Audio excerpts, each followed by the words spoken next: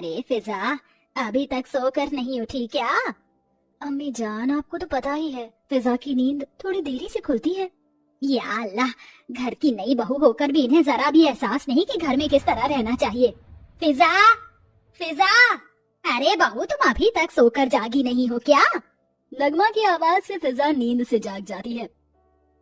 या अल्लाह, मैं इतनी देर तक सो रही थी, सुबह के 10 बज गए हैं। ये तो अम्मी जान के चिल्लाने की आवाज आ रही है। फिजा आवाज सुनते ही फौरन उठती है और फौरन अपनी सास नगमा के पास जाती है। अम्मी जान, आपने हमें याद किया था क्या? जरा घड़ी में टाइम देखो। वो दरअसल अम्मी जान आंख नहीं खुली।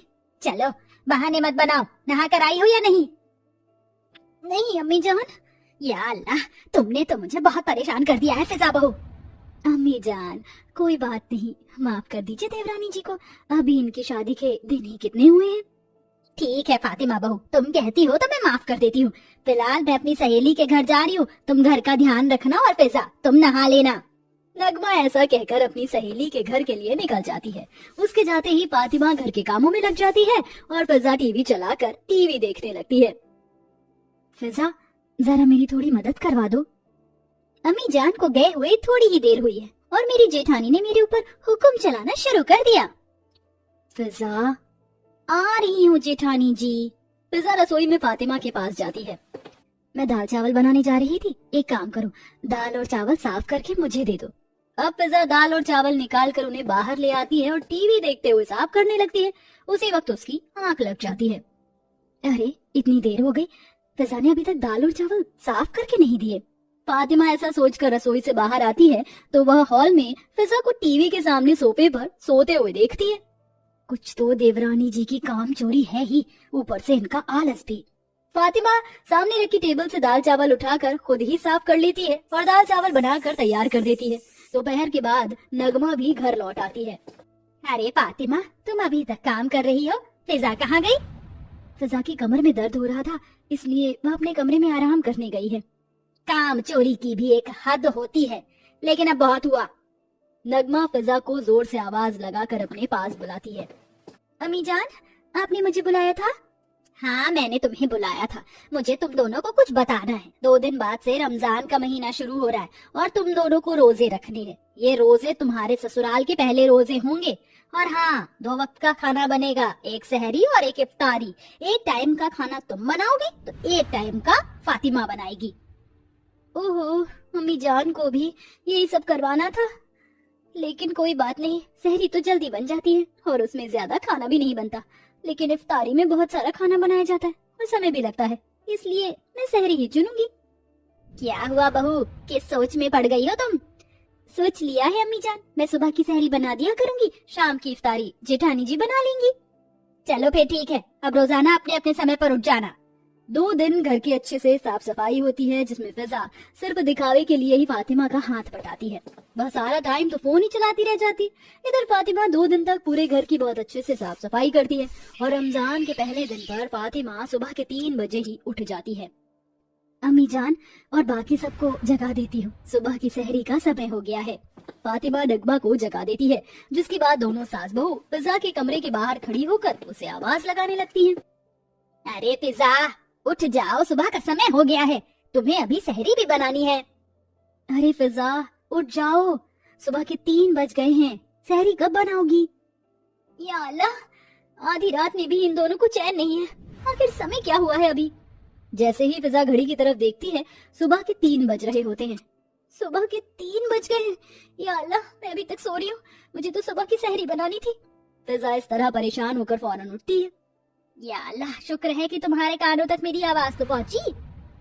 माफ कर दीजिए अम्मी जान, इतना समय कब हो गया पता ही नहीं चला। मैं अभी रसोई में जाकर सभी के लिए सहरी बनाना शुरू करती हूँ। फिजा रसोई में जाती है, बिना नहाए वह सुबह की सहरी बनाना शुरू कर देती है। दाल बना दी, रोटी बना दी, इतना बहुत है सुबह की सहरी के लिए। फिजा दाल रोटी बनाकर नाश्ते की टेबल पर लगा देती है, जिसके बाद घर के सभी लोग दाल रोटी खाकर सुबह की सहरी करते हैं। चलो, मेरा काम तो हो गया, मैं अपने कमरे में जा रही हूँ। फिजा सहरी करने के बाद नमाज पढ़े बिना ही सो जाती है और जब वह दोपहर में अपनी नींद पूरी करके उठती है तो उसे बहुत तेज भूख लगती है। या अल्लाह, मुझे तो बिल्कुल भी ये भूख बर्दाश्त नहीं की जा रही।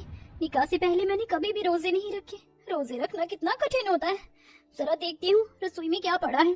फिजा रसोई में जा रही होती है, तभी उसे उसकी जेठानी दिख जाती है। फिजा, तुमने नमाज नहीं पढ़ी थी सुबह की? ये सुनते ही फिजा हड़बड़ा जाती है। देवरानी जी को पता नहीं क्या दिक्कत है, जो भी सवाल पूछने होते हैं माँ जी के सामने ही पूछती है। अब मैं क्या कहूँ, मना कर दिया तो मुझे बहुत डांट पड़ेगी। क्या हुआ बहू, कुछ बोलती क्यों नहीं हो? मैंने नमाज पढ़ी थी कमरे में जाने के बाद। क्या तुमने नमाज पढ़ने से पहले कमरा साफ किया था?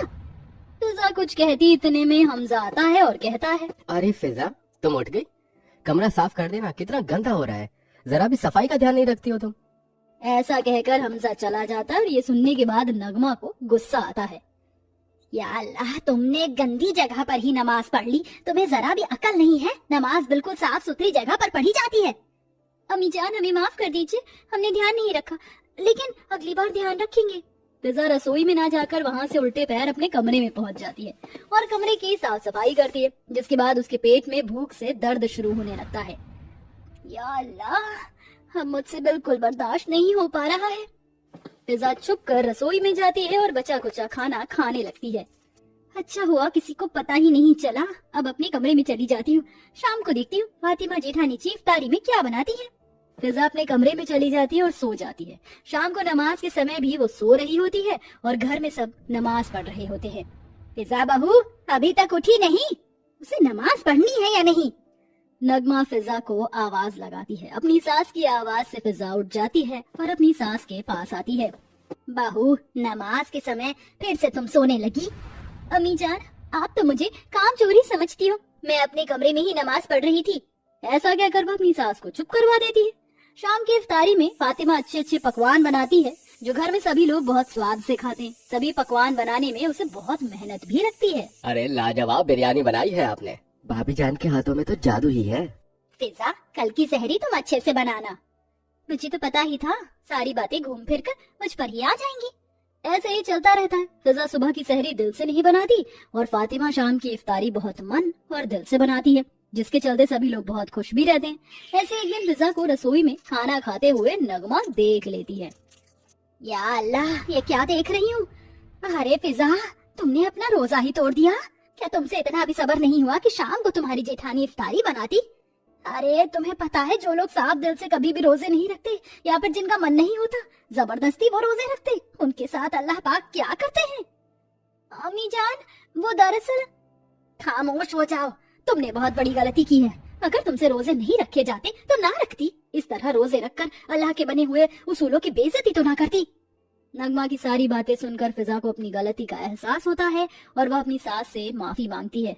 अम्मी जान, हमें माफ कर दीजिए, हमसे बहुत बड़ी गलती हो गई। आइंदा हम ऐसा नहीं करेंगे और इस बार रमजान के सारे रोजे हम पूरे नेक दिल से रखेंगे। इस तरह फिजा अपनी सास से माफी मांगती है और अल्लाह ताला से भी माफी मांगती है, जिसके बाद वह पूरी साफ सफाई और दिल से सहरी भी बनाती है और सही समय पर नमाज भी पढ़ती है। ये देख नगमा बहुत खुश होती है। अब फिजा हर साल पूरे दिल से रमजान के सारे रोजे रखती है।